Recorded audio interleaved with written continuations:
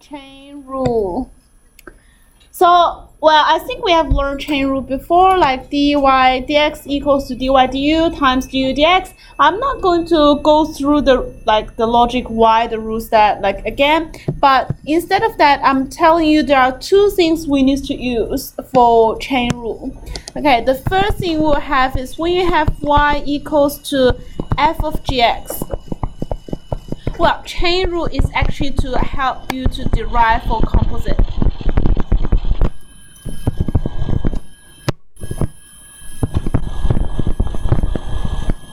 For composite function. Okay, is help you to derive composite function. So when you have the first one, which is not really common use one, okay, y equals to f of gx. When you have this one, when do we use it? Is when we don't know fx, or we don't know gx, or we don't know the rule for both of it. It's just a expression as f of gx, or say f of 3x squared plus 2x. Some expression like that. You not fully expand your rule, like is with f or g in the function, then we use this formula. We use it as dy dx equals to g dash x times f dash of gx. That's the first one. The second one we use is y equals to gx to the power of n. dy dx equals to n times g dash x times gx to the power of n minus 1. This one is very common used. Okay, this one is very common used, because when you have some function to a power, okay, let's think about the power. I'll show you some example later. But is a function to a power, like the derivative will be 3 components. The first component is to drag the power down. The second component is to reduce the power by 1. And the third component is the derivative of the inner function. Okay, it's the derivative of the inner function. So that's the common use one. Now, case number 2 is a special case in number 1. Yeah, it belongs to case number 1. But because it's so common used, I'll just drag it out to talk about it with you. So, just get rid of this. So let's go to page 11. We can have a look. Okay. This equation, we can use the chain rule directly because it's something to the power of 2. But why we don't use it is because I can expand it easily. Okay, I can expand easily to get something adding together and then derive. So that's why I expand it here. Or plus, we don't really formally learn chain rule at that time. So that's what we do. But also, if ask me to do it now, I will still expand it and then derive, because it's easy to expand. It's easy to expand. Well, let's have a look at this one. Now, let's say we have a power of 100. It's not easy to expand. Okay, it's not easy to expand. So that's why we must use chain rule. Well, we can decide to expand it, or we can decide to use chain rule. But chain rule must be used when something is so hard to expand, or like so difficult, like take a long time to do it, or impossible to expand. For example, C is one of that case. So we can write C in the form of x plus x squared to the power of a third. Yeah, to the power of a third. Well, I believe you don't know how to, well, I don't know how to expand to the power of a third. Like, I can't really get it out. Or I can't get it out easily. Even though I can't easily get that down. So what I will do then is make it to the power of a third and then derive it by using the chain rule.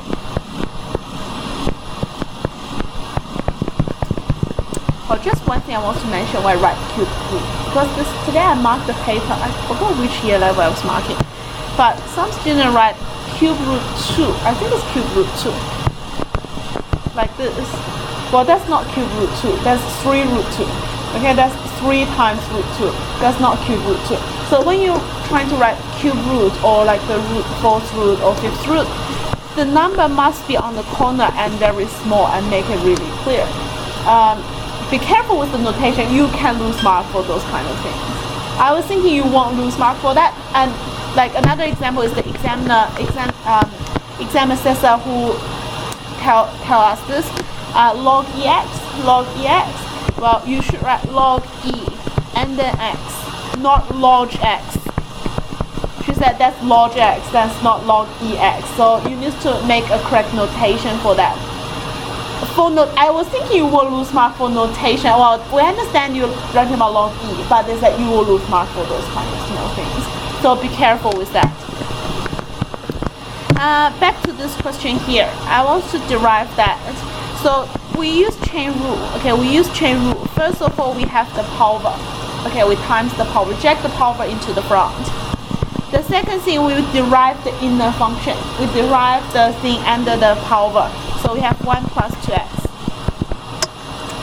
And then the third thing we do is reduce the power by 1. Okay, reduce the power by 1. And that's it. Okay, so that's it. We can easily derive this. If you want, you can make it look maybe a little bit better. So that's 3 times cube root of x plus x squared and then squared. Or we can just say that's a 3 times x plus x squared to the power of 2 over 3. Well, not necessary. You can leave the answer as the second last line. Both answer will be correct. I think the last line is easy for you to evaluate. Okay, it's easy for you to evaluate. When you get rid of the negative, and then it's easy to see the answer. Okay, for D. 1 plus x squared to the power of negative a half. Well, negative a half, I can't extend. So d of dx of 1 plus x squared to the power of negative a half, that equals to power into the front, derive the inside. Which classroom is that?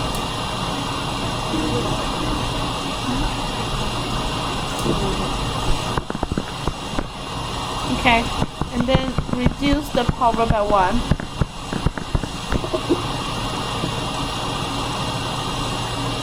Okay, and reduce the power by 1. So we have negative 3 over 2. So, well, we have minus x times x squared plus 1 to the power of minus 3 over 2. Or you can write into the fraction form as before.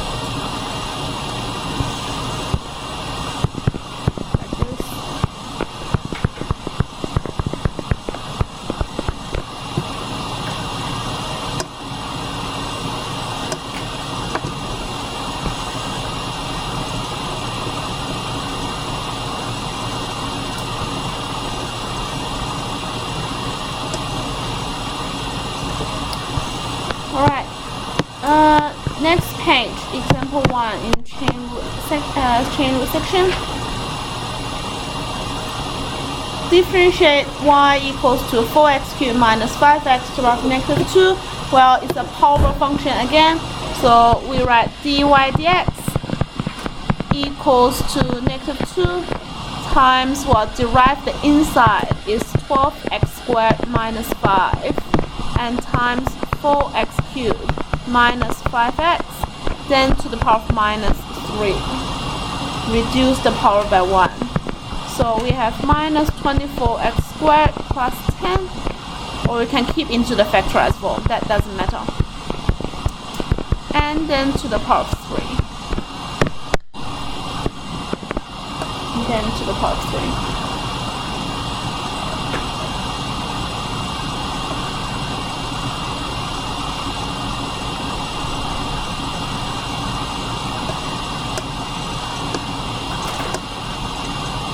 Any questions? Well, the actual chain rule formula should be the f of gx equals to g dash x times f dash of gx, and then this one is part of it. But because we use it so it's so common, like we can always see power functions. That's why I just ask you to remember that rule like directly, so it's easier to do by just memorize that. Let's have a look at example 2. Okay, find the gradient of the curve with the equation y equals to 16 over 3x plus 1 at the point x 1, 4. So x equals 1, y equals to 4. So the gradient of the curve, okay, the gradient of the curve, that's dy dx, okay? So every time you see the gradient of the curve, you will write dy over dx. And then it's asking you derivative, okay, asking the derivative. So therefore, we make y equals to 16 times 3x squared plus 1 to the power of minus 1. This is the, do you think that's truncus?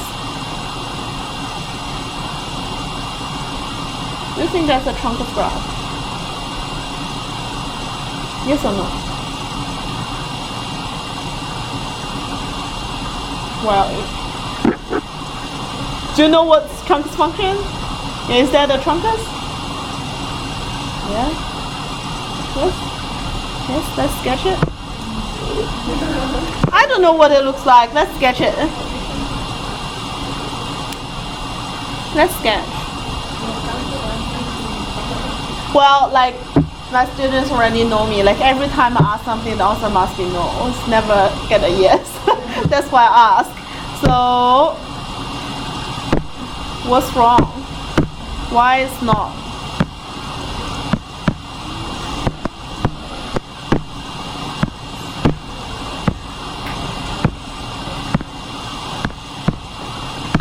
Let's see.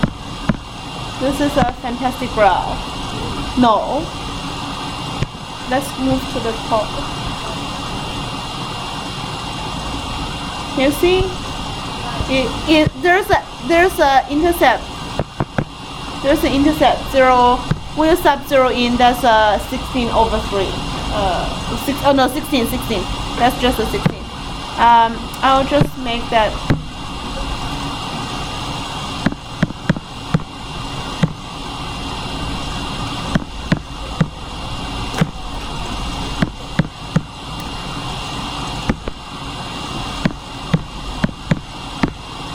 Okay, that's the graph.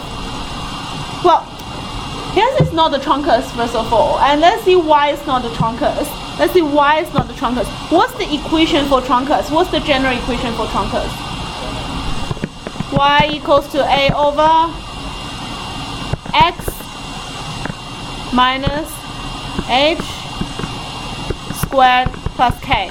Can you see that looks different? It's not x squared plus h squared. It's x plus h and the whole thing squared. Then that's the truncus. But I have talked about that before when I teach this in year 11. The squared and the bottom must square everything. Okay, must square the whole linear, not square part of the x and then plus a constant. That's not the truncus. Well, if you learn spec, that's a reciprocal function. Okay, that's a reciprocal function. That's not the truncus graph. So it's the reciprocal of quadratic graph. So they are different. Okay, they are different. Well, this is a reciprocal function for quadratic as well, but it's just a special type. It's a special type. So this, okay, what I want you all know is that this is not the truncus. When you sketch, you can't really sketch for it. You need the calculator. Well, they won't ask you to sketch this type of graph in part 1 exam, but I'm afraid in case like part 2 exam, they give you some function which you are familiar with, and then you think it's a truncus and you do everything by the truncus way, and it's not working. So you need to put that into the calculator and really work on that one and see all the points. So this is not a truncus graph. Okay, that's what all I wanted to know. This is not the truncus graph. Then let's back to the derivative, dy dx. So we have the 16 is a coefficient, so we have negative 16. Derive the inside, we have 6x. Reduce the power by 1, that gives you negative 2. So what we have is negative 96x over 3x squared plus 1, then to the power of 2. That's the derivative function. Okay, that's the derivative function. So you want when x equals to 1, y equals to 4, but y doesn't really change anything. So what I need is x equals to 1. I want to see what my dy dx equals to. My dy dx is 96 over 3 plus 1 is 4. 4 squared is 16. That is negative 6.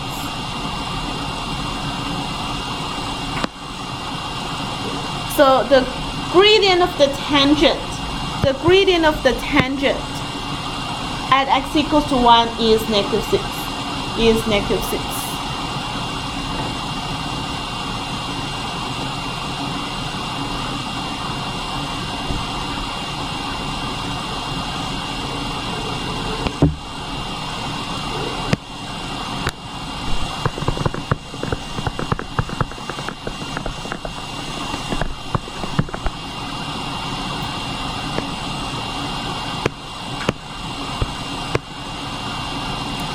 Alright, example 3.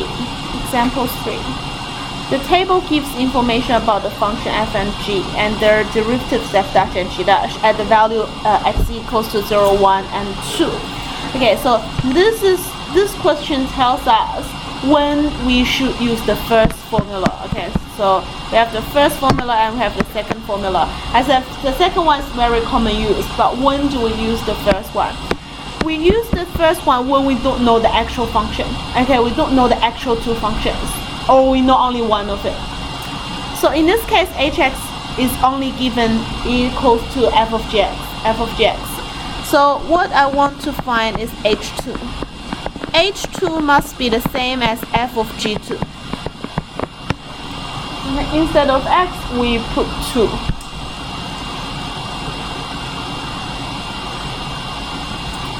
Now we can use the table to find what is G2. So what is G2?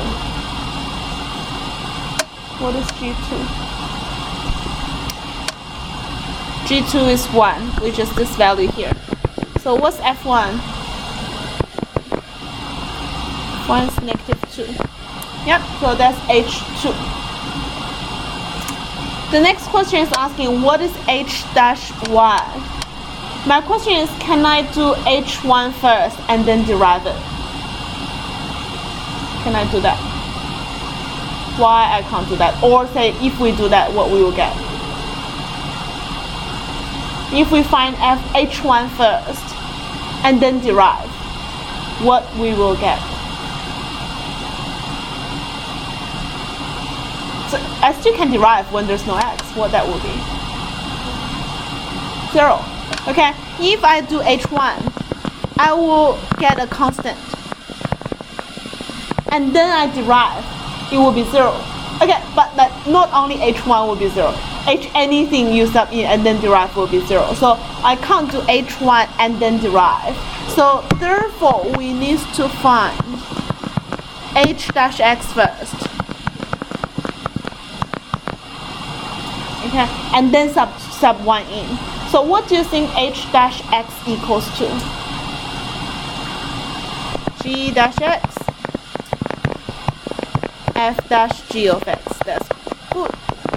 So we need to use what we don't know what the actual rule is. So we use the first one to give the derivative. This is only gives me a general form of the derivative of a composite function. And now I can sub h dash 1 into the function. So we have g dash 1 times f dash of g1. So g dash 1 gives me negative 2 times f dash of g1. g1 is 0. And then we have negative 2 times f dash 0, which is negative 3. And therefore I get 6. h dash 1 equals to 6.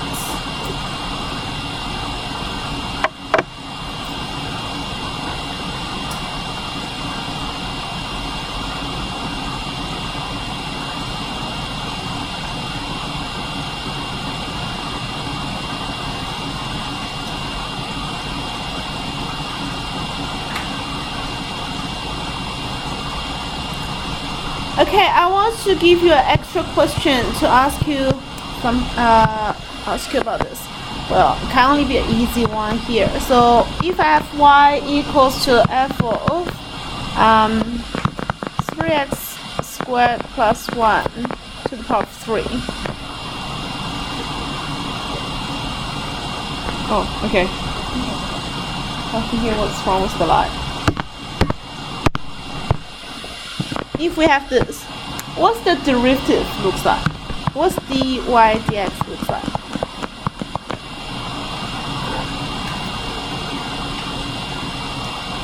You have to think about this question here. So y equals to f of that. So what's dy dx equals to? You can still have f in your function. Like you still can have your f in your derivative.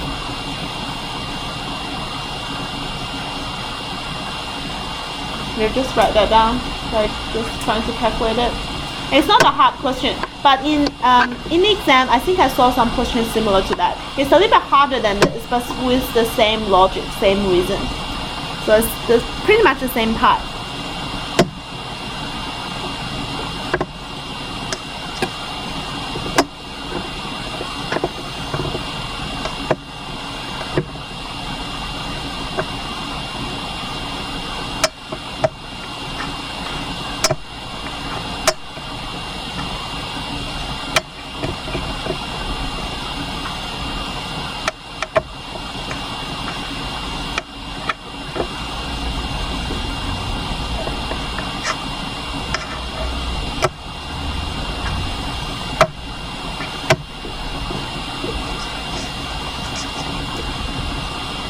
Okay, we get it? Get it? Yeah, we still can keep that there. But it's not going to be still f, like it needs to be some form of f. Yeah, get it? So what the answer is? What's our answer? Anyone? No? So what we should do is we still use the f of gx formula, but the gx is given in the actual function. So we still use the first one to do it because we still don't know what this f is. So we have g dash x, which is the derivative of the inside. So the derivative of inside is 3x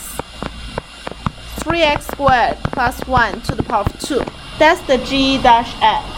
Okay, that's the g dash x. And then what's the next component? The next component will be f dash of gx. F dash of gx.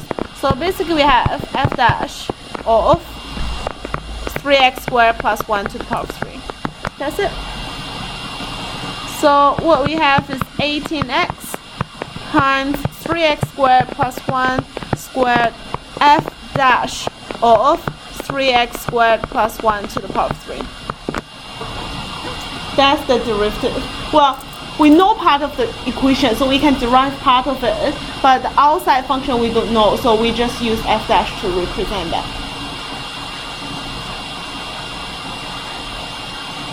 Question? No? Agree? Yes? Okay. So this example and the example 3 shows us when we should use the f dash. F of gx derivative is g dash x, f dash of gx, to use that one. And the above question is when you have something to the power of n, then we directly use the n times g dash x times gx to the power of n minus 1. Use that one. Okay, so I'll just stop my recording here because there's one exercise.